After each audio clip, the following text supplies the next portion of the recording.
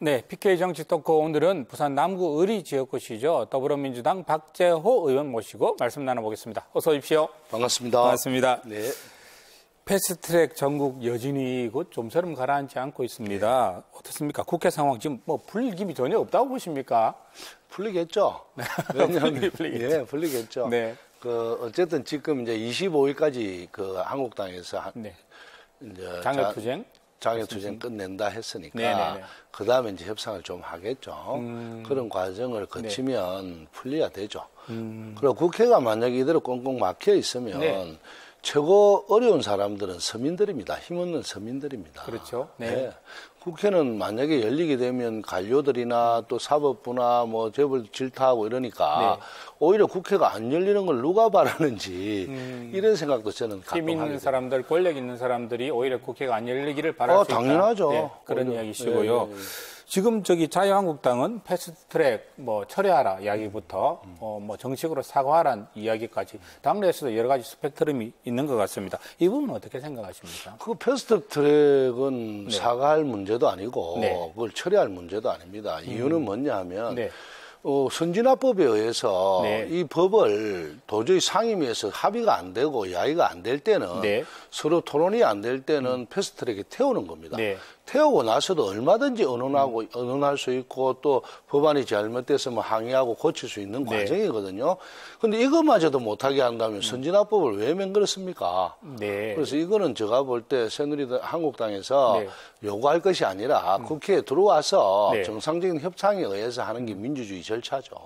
일종의 논의 과정이 시작된 만큼 이제 들어와야 된다 이런 말씀이시죠? 당연하죠. 이제. 예, 알겠습니다. 그 중에서 지금 가장 지금 눈에 띄고 또 한국당에서 반대하는 것이 연돈형 비례대표지 않습니까? 그렇죠, 예. 그렇죠. 사실 이게 이 말씀 좀 여쭤봐야겠는데 연돈형 비례대표제면 지역구 줄어들 테고 지금 당장 그 의원님 지역구인 부산 남구 갑을이 지금 통합 1순위가 된다는 이야기가 네. 있는데 지금 상당히 불이익 아닌가요? 불이익이죠. 근데 네. 어쨌든 국가 전체적인 차원에서 네. 자한당도 그때 당시에 그 대통령 선거할 때 다 공수처법을 공약을 했잖아요. 아, 과거에요? 과거에. 네. 그래서 공수처법이라는 게 그동안에 너무 권력이 독점돼 있는 부분 때문에 네. 피해를 보는 사람은 상당히 많습니다. 물론 네. 자기가 직접 당하지 않으면 잘 모르죠. 네. 그래서 이런 문제를 해결하기 위해서 이게 몇십 년의 역사죠. 네. 그래서 누구나 다 어느 정권이 잡아도 이걸 하자 했는데 못 해왔거든요. 지금도 될지 안 될지는 모릅니다. 장담할 수 없는 상황이죠. 없는 상황이죠. 네. 근데 이제 이걸 어쨌든 올려놨으니까 올리는 과정에서 사실로는 그 지역구 문제 이거가 없었더라면 네. 야 3당도 합의를 안 했겠죠. 그렇겠죠. 야 3당이 원하는 건 연동형 비례대표제를 원했던 거죠. 연동 비례대표가 만약에 돼서 네. 통과가 된다 하면 우리 지역은 줄어들 수밖에 없죠. 네. 그런데 그래도 어쨌든 뭐 큰 목적을 달성한다면 네. 정치인으로서는 뭐 또 어렵지만 힘들게 해봐야죠. 네. 가시밭길을. 해봐야죠. 이때까지 걸어왔는데 뭐 가시밭길. 네. 이거 참, 이 국민들이 굉장히 뭐라 그럽니까? 이거 국민들 가슴에 상처를 주는 이야기들. 정치 막말, 이거 지금 마치 이 도미노처럼 에스컬레이트 되는 것 같은 생각이 듭니다. 정치하신 지 오래되셨잖아요. 맞습니다. 80년대부터 이게 상도동 시절부터 시작하셨잖아요. 그때도 이랬습니까? 그렇지 않았죠. 그래도 품격은 있었고 말을 좀 은유적으로 이야기를 해도 이런 식으로는 하지 않았습니다. 이거는 어쨌든 일반 국민들이 볼 때 지금은 편가르기 위한 입장이 아닌가 하는 생각을 저는 갖거든요. 그래서 역대 정권에서 있어 왔던 과거를 쭉 보면 최근에 건 한 10년 동안 이런 막말이 너무 범람했어요. 예전에 YS 모셨던 YS 막말 하신 적 있습니까? 없습니다. 그거는 이제 아까 무슨 누가 닭 모가지는 닭을 그럼 모기를 할 수 없잖아요. 닭 모가지를 비틀어도 그런 말씀을 하셨죠. 그거는 새벽에 온다는 거니까. 그래 막말을 한 일은 YS나 DJ나 뭐 아시다시피 JP도 그런 일은 없었습니다. 근데 이것이 어느 날부터 이제 이념이 네. 선거를 하다 보면 내가 표 많은 일이 무엇일까? 다음에 내가 당선되기 위해서 이 지역에서는 어떤 말을 해야 결집시킬까? 이런 것에 너무 연연하다 보니까 이런 현상이 더 급속도로 빨리 오지 않나 하는 생각을 듭니다. 아, 이거 극복이 가능할까요? 지금요, 대한민국이 사색 당쟁 이런 것 때문에 일제에 넘어갔잖아요. 네. 이 국민이 이래 분열되게 만드는 정치인들은 진짜로 욕을 들어먹어야 됩니다. 이거는 있을 수 없습니다. 이래 되면 우리 국가가 안 그래도 경제가 어려운데 여야가 힘을 합쳐서 이 서로 야의가 다를 수는 있죠. 극복될 수 있을 거라고 보십니까? 저는 극복할 수 있다고 생각합니다. 왜냐하면 이제 앞으로 우리 이 휴대폰 세대, 요새 이야기하는 포노사피엔스 세대가 이 문명을 바꿔주리라고 저는 생각합니다. 왜냐하면 정치인은 표로 심판을 받아야 되거든요. 그래서 이런 막말을 한 사람들에게 대해서는 자기들끼리 연락을 해서 어쨌든 투표로 심판을 해서 떨어지기 시작하면 이런 막말을 할 수가 없죠. 유권자들에게 기대를 하시는 거고, 그렇죠. 유권자들의 민도가 높아지는 부분일 테고. 지금도 민도는 높습니다. 대신에 이제 결집되는 힘이 좀 부족하죠. 그래서 어쨌든 가하면 멸한다고 뭐든지 너무 가하면요 세상은 멸할 수밖에 없는 구조죠. 알겠습니다. 잘못되어 채워진 잔추가 다시 바로 채워지기를 저도 기대해 봅니다. 자, 우리 지역의 좀 기쁜 소식 이야기로 좀 넘어가 보겠습니다. 2030 엑스포가 부산 유치 국가 사업으로 추진하는 걸로 정리가 됐더라고요. 오돈 시장 환영 메시지 한번 들어보고 말씀 나누겠습니다.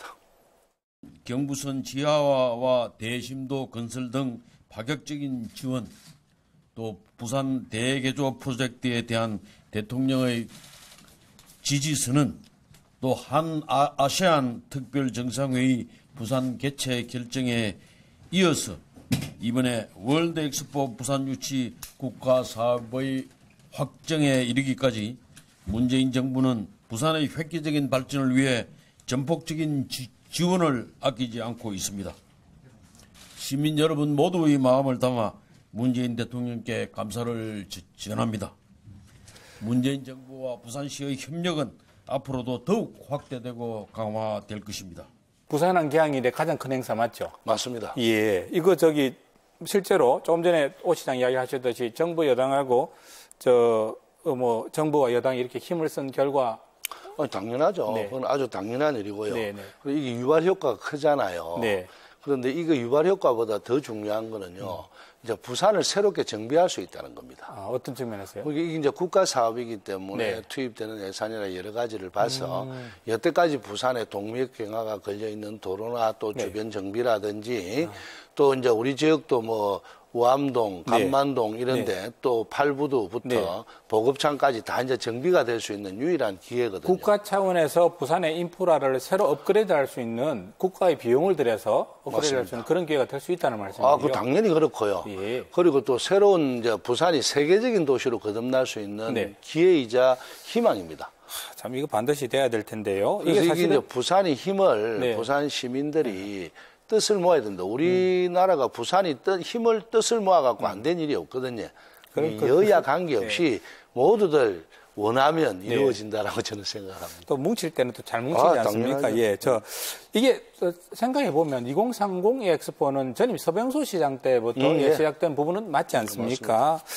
이번에 지금 이제 국가 사업으로 되고 나서 서 시장께서 본인이 SNS에 올린 글이 있는데 한번 보시고 말씀 계속 이어가겠습니다.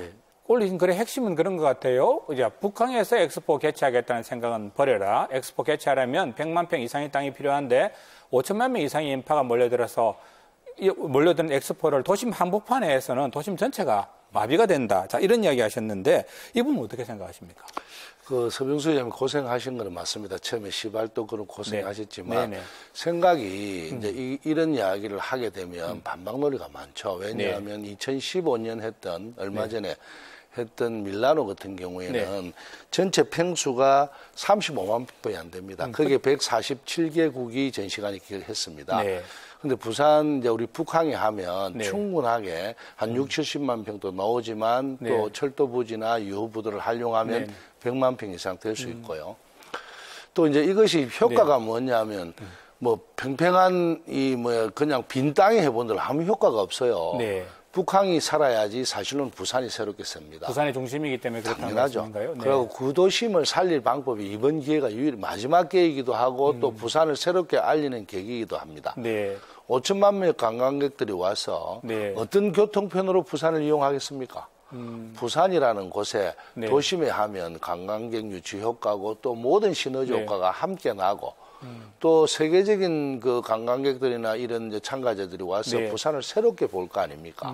그럼 부산이 한 단계 업그레이드 되는데 이런 말씀을 하시는 거 보면 서병수 시장님께서 고생은 하셨지만 지금은 이런 말보다 어쨌든 부산시 행정이 하고 있는데 도움이 되는 이야기를 해서 여야가 함께 가는 모습이 가장 더 중요하지 않겠나 생각합니다. 알겠습니다. 말 나온 김에 하나 또 더 여쭤보면 더 여쭤봐야 됩니다. 서 시장께서 두 번째 제기한 문제인데요. 네, 이 부분도 한번 보실까요? 네, 신공항 문제를 짚으셨어요. 네, 지금 김해 신공항 확장 계획이 2026년인데 김해 신공항을 포기하고서는 2030년 엑스포 열릴 때까지 새로운 신공항을 만들 수가 없다. 기간적으로 불가능하다. 그러니까 김해 신공항 고수해야 된다. 아마 이런 논지의 말씀이신 것 같아요. 이 부분은 어떻게 생각하십니까?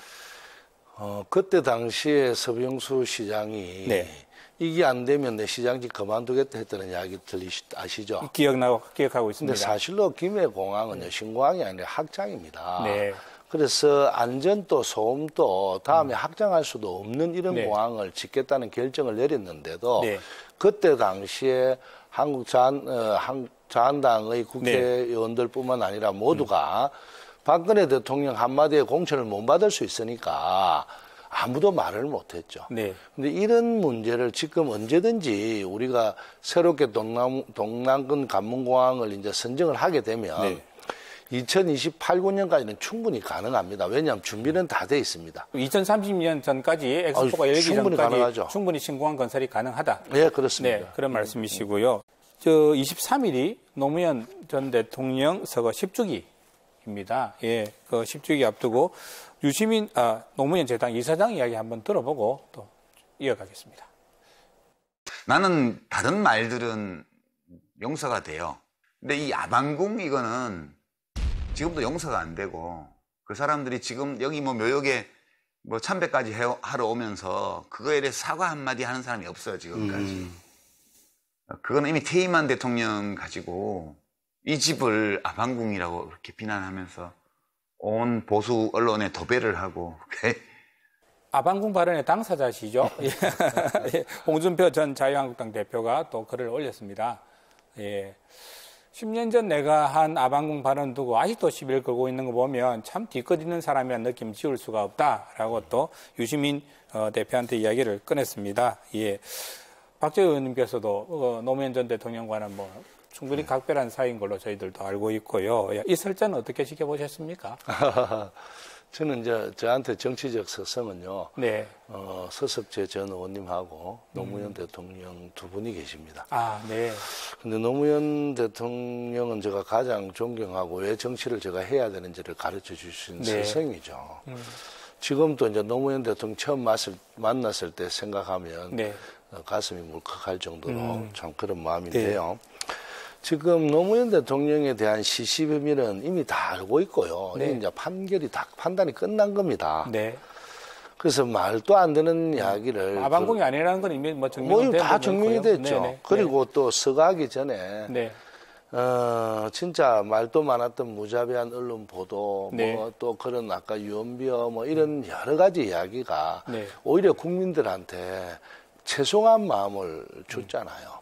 그래서 국민들이 이제 이 노무현 대통령에 대한 빚이 있다라고 생각을 많이 했거든요. 이제는 이런 시시비비는 이제 끝내야 되고요. 그리고 또 그런 이렇게 이야기를 하신 분들은 사과를 해야죠. 참 정치라는 게 아무리 막말을 하고 하더라도 자기 표를 위해서 그런 식으로 하면 그건 정치가 아닙니다. 정치는요 솔직하고 진실돼야 됩니다. 그래서 이런 문제가 잘못됐으면 뭐 아까 홍준표 대표도 내가 그때 잘 몰라서 그랬다. 미안하다. 국민들에게 사과한다. 노무현 대통령한테 사과도 있어야 되지만 국민들한테 사과를 해야죠. 그렇게 해야지 제대로 된 정치인의 자세고 또 맞습니다. 제대로 매듭이 지어질 것이다. 그렇죠. 아마 그런 이야기이신 것 같고요. 오늘 자리에 임해 주셔서 대단히 고맙습니다. 고맙습니다.